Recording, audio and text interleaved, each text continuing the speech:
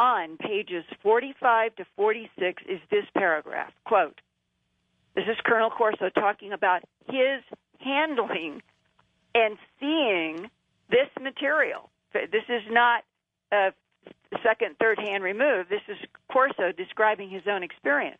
Quote, I was most interested in the file descriptions accompanying a two-piece set of dark elliptical eyepieces as thin as skin. The Walter Reed pathologist said they adhered to the lenses of the extraterrestrial creature's eyes and seemed to reflect existing light, even in what looked like complete darkness, so as to illuminate and intensify images in the darkness to allow their wearer to pick out shapes. The reports had said that the pathologist at Walter Reed Hospital, who autopsied one of these creatures, tried to peer through them in the darkness, actually picking it up and looking through it, to watch the one or two Army sentries and medical orderlies walking down a corridor adjacent to the pathology lab. These figures were illuminated in a greenish-orange, depending upon how they moved, but the pathologist could see only their outer shape. And when they got close to each other, their shapes blended into a single form, but they could also see the outlines of furniture and the wall and objects on desktop, unquote. George, this is a description of lenses that were looking at the world in infrared. That's right. Okay, so what I'm beginning as an investigative reporter to see more clearly, it seems like every day, the more pieces that we have had leaked, or in this case, Colonel Corso wrote this book before he died the next year. Piece after piece, it is coming together like a big puzzle, and we are beginning to realize that another reason why the Truman administration, and I know that the cover-up goes back to the Roosevelt administration, and we've talked about that on Coast before, but the Truman administration had a policy in which they wanted to shoot out of the sky this, what they called disc technology, and that their own military began calling enemy weapon systems because down at White Sands Proving Ground at the time, now today White Sands Missile Range, yeah. We had the German scientists in Project Paperclip who were bringing German rocket missile research here, and we were launching them only to find that round objects that were captured on film would appear instantaneously. They didn't see them coming from any place. They would appear instantaneously next to the V-2 rocket launches, and as soon as they appeared with what they called the disc technology or peculiar phenomenon, the V-2 rocket would veer off course, and there would be crashes that would, of course, be explained by our government as gyroscopic failures to the local media. Now, when you look back then, and the Truman administration was trying to shoot these down, there is evidence coming from people like Andrew Kistner, who was a state representative in New Mexico, who tried so hard to get to the bottom of what really happened at Roswell, and said that there was retaliation. We were not dealing with an intelligence that was passive and just monitoring.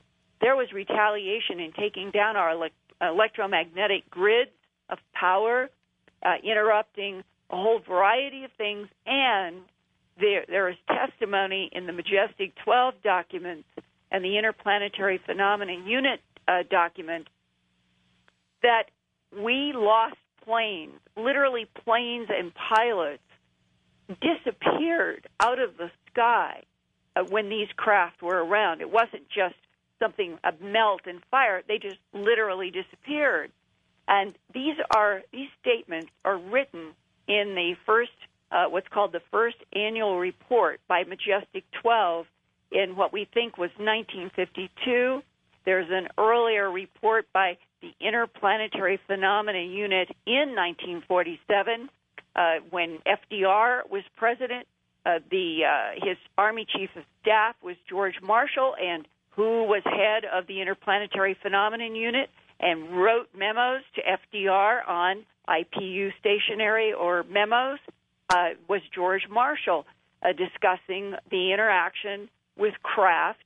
And when we fired artillery in 1942 February in Los Angeles, in the so-called Battle of Los Angeles, now we have leaked documents that say our government took down or retrieved, whether we shot them or something, we retrieved 2 craft. Well, all of this then leads to the question, how many bodies and craft did we have before 1947? And was this a shock to this colonel flight surgeon? He had no concept at the time of an android with robotic parts, but the Truman administration might already have known that some or all of the entities that they had gotten in crashes were not technically fully biological. And George, looking back into the 1940s, that fact alone must have been astonishing to the president, to the military people, to the scientists.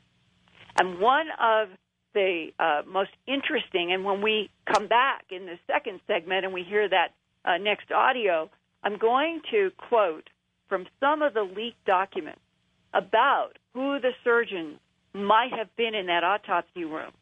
What our own government's documents, more than one, have said in detailed description. And what interests me is there seems to be so many more than one that what was on the table in front of this flight surgeon that sounds so much like the photographs of Thomas Coleman Shepard is different from our government's own descriptions in a training manual that was written by Majestic 12 for very special units to go out and retrieve, the title says, extraterrestrial biological entity retrievals and recovery. And when we go into this next segment and we hear more about this flight surgeon and we come back out of it, I'll share some more information from these leaked documents that show that our government has had a great deal of knowledge for more than half a century. Okay, Linda, when we also come back, I want to get your gut instinct into Ronald Zakoy and get your views on him, especially after you spent so much time talking to him. Richard C. Hoagland, by the way, just sent me a message, and he had a friend who was an engineer at White Sands and went on to become a leading science fiction writer, G. Harry Stein, and he claims that many of the things you just talked about and attested to at White Sands indeed happened. So there's some more corroboration from just another outside source. Stick with us. Another hour to go of Linda Moulton House special report, and then in the final hour, we'll open up the phone lines. In addition to questions, she's asking if any of you have any first-hand or second-hand knowledge. You might want to share it with us or at least get the information to Linda somehow. I'm George Norrie, back in a moment on Coast to Coast AM. Linda, let's review a little bit before we go into the next audio segment, if you would, and then I want to just get your thoughts on Ronald Zakoy. Well, Ronald Zakoy is fundamentally in all communication with me has been straightforward, has provided all information that I have asked for, and like so many other people, he has to worry about his life, his business being jeopardized. Sure.